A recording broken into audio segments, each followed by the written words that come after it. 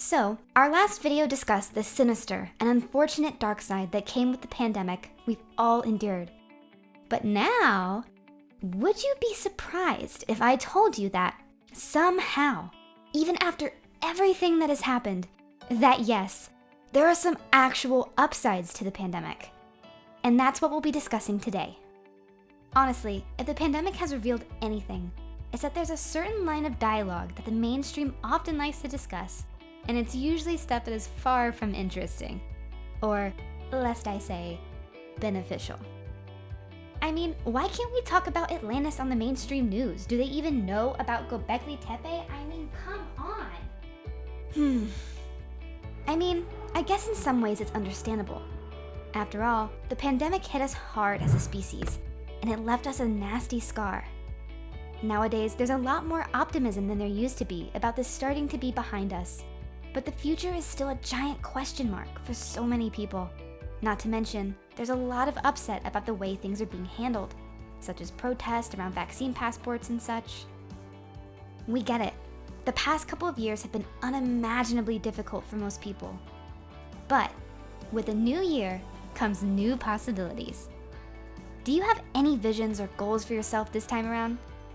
Well, to help you start the new year off right, we're offering a membership with Spirit Mysteries that includes the 7-day transformation for no extra cost, to help you make the most of the start of your new year and ritualize your resolutions and actualize your goals. Use the link in the description and get started today. But as we currently stand, I understand that a lot of people are struggling. There's a lot of financial strife, emotional struggle, discord between families based on different paradigms of belief about the meaning or reason behind everything that's happening. But as you might be aware, where attention goes, energy flows. If we only take time to focus on everything that's bad, then that's what we're going to see and experience more of. So today, we're gonna take some time to look at the good things that came out of this pandemic. We have 3 of them for you, and we'd like to invite you to list even more benefits in the comments below if you've seen some in your life.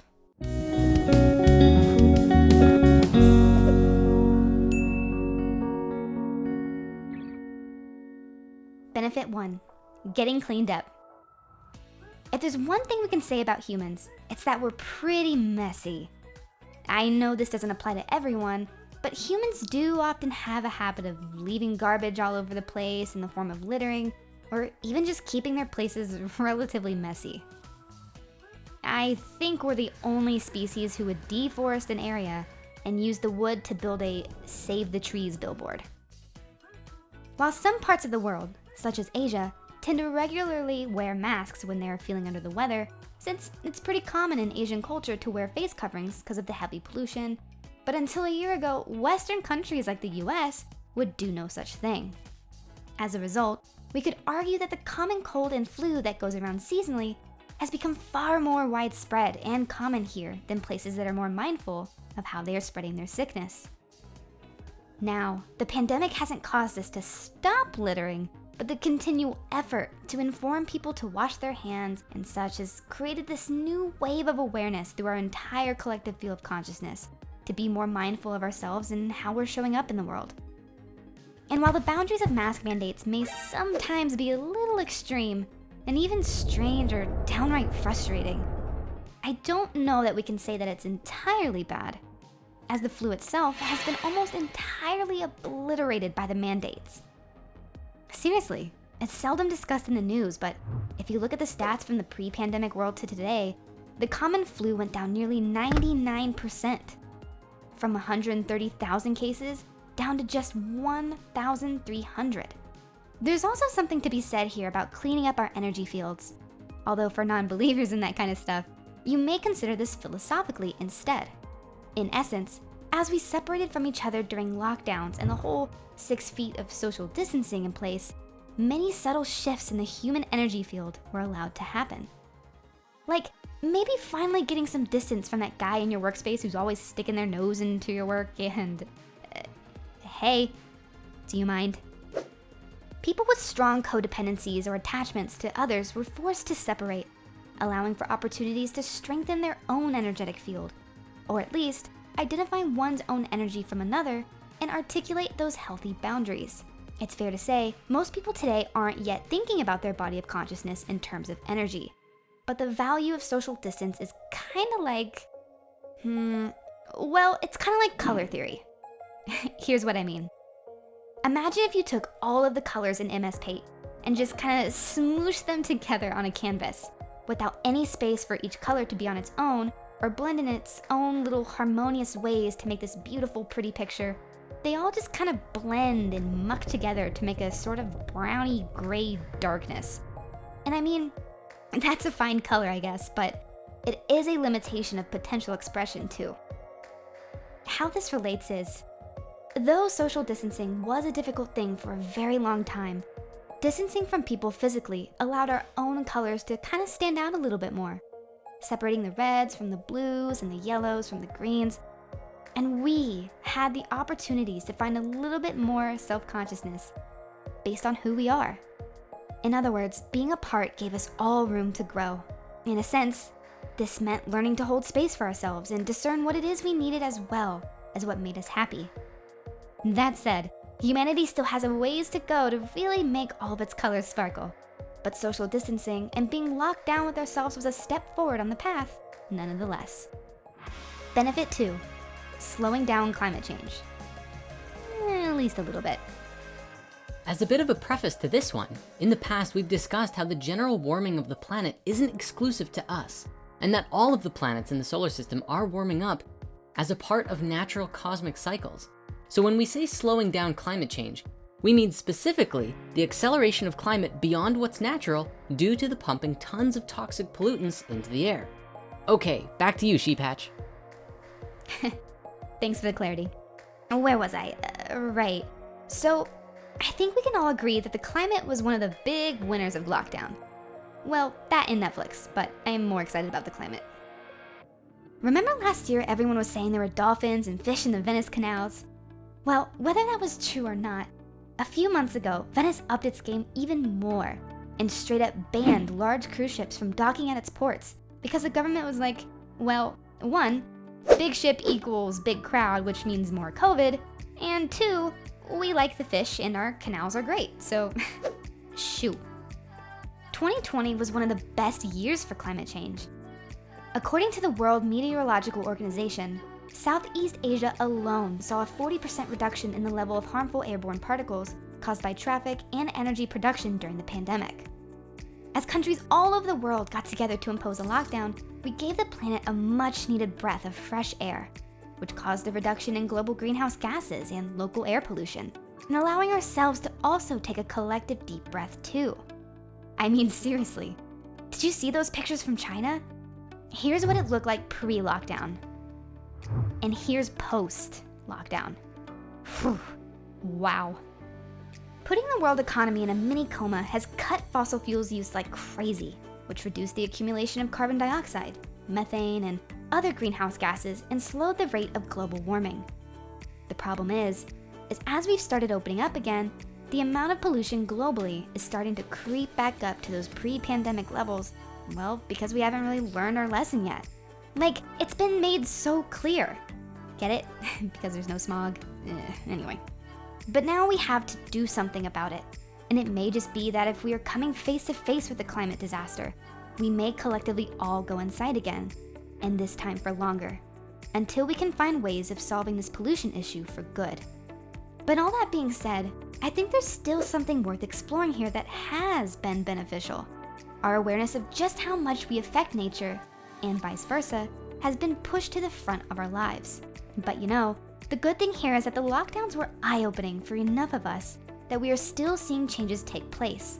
Many tourist attractions, especially ones that involve nature, are now starting to put limits on the number of people that are allowed in spaces at any one time. There's even certain national parks out there that now have time tickets and people caps, which is great for the redwoods and is going miles for slowing down human damage. And on the subject of tourism, people are now even growing more conscious about where their money goes. This has led to the new term, regenerative tourism, which is kind of like traveling where the main goal is to leave an environment better than how you found it. The point here is that there seems to be a very definitive shift of consciousness brought about by the pandemic. one in which we have become more aware of our planet and our relationship with her. Lockdown hasn't solved the climate crisis, not by a long shot, but it has brought us a little more time to deal with it. We just have to use it wisely. Benefit 3, inner work and connection. I think if we could sum up the general vibe of spirituality during lockdown, it would be, when you can't go outside, go inside. And it really seems like a lot of people took their time to heart. COVID shook up our day-to-day lives so much that it provided an opportunity to reflect on things and reconsider what we do, how we do it, and why we do it at all. Things we took for granted, like going to the gym, going to eat with friends, or even grocery shopping, were suddenly not possible anymore, or at least limited. Even more drastically, a lot of us had to change the way we worked, moving more into our homes instead of the office. This meant that a lot of our routines were interrupted, and while some people definitely struggled, it also gave us an opportunity to rethink our habits to make some great changes. And let's be honest, it's every introvert's wet dream. Think about it. When you can't go to a restaurant twice a week, commute 2 hours a day, hang out with your friends, or go to a party every weekend, that's a lot of time you just gained back every day. Now, that's not to say that becoming a hermit and shutting down from everyone was wise, but just that this whole lockdown thing really allowed us the space to see what was serving us and what wasn't. I think that's part of why so many couples broke up in lockdown. There were many circumstances where one person started to really grow and the other didn't. Or they just gained a new awareness of how their relationships were no longer what they wanted. In other situations, the pandemic actually brought new relationships together. And I mean, there's definitely something to be said for trauma bonding. Whether it's healthy or not is something else. But hard times tend to offer a great opportunity for bonding and other ways of connecting and helping others. Of course, not being able to visit friends or family has increased isolation and feelings of loneliness in some cases, which has kind of triggered its own mental health crisis, but it does feel like there's a very definitive sense of we're in this together, which has triggered many changes in the global perception of we the people. It's actually a beautiful thing, because many people started connecting on a community-wide scale. And some of those moments have even gone viral, such as Italians singing together from their windows and balconies, or neighbors passing food to each other over the fences. Generally in society, we're taught that we are separate from each other. That's the general consensus, right? My thoughts are mine, your thoughts are yours, and there's no overlap. And that religions, borders, or nationalities define us from others, quote unquote. But in a scenario like COVID, where almost everyone around the world is experiencing the same thing, it provided opportunities to reconnect and create more social coherence with the greater whole. Not only during the crisis, but also afterwards. Notions of us and them are dissolving because we're all experiencing the same stresses and traumas and helping each other through them together. And the world is becoming all the more interconnected for it. I think it's kind of humbled us as a species too, you know? For years, the collective human ego has placed us on top of the food chain and got us thinking we're almost invincible. But when something like this actually comes along, it provides us all that opportunity to be more humble and see the relationship between each other and the planet. In almost every aspect of life, we want to be in control, whether it's our health, airline safety, or our calendars. We live in the illusion that full control is possible and realistic. But the pandemic has helped us create an awareness of the wisdom of the Ancient One. We don't really have that much control in the grand scheme of things. And sometimes, we just have to surrender our attachment to that in order to gain it. Sometimes we just have to flow and be like water and understand change is the only constant. So if we keep on looking at the brighter sides of life, the longer the crisis lasts, the larger the opportunities become for great change. And I know it's hard, but sometimes a great forward leap requires 2 steps back in order to get that run going. And I have a feeling that we're collectively gearing up for a great shift, and we're all going through the growing pains together, right? So we just need to stay balanced and move into it gracefully. All right, guys, I'll catch y'all next time. See ya.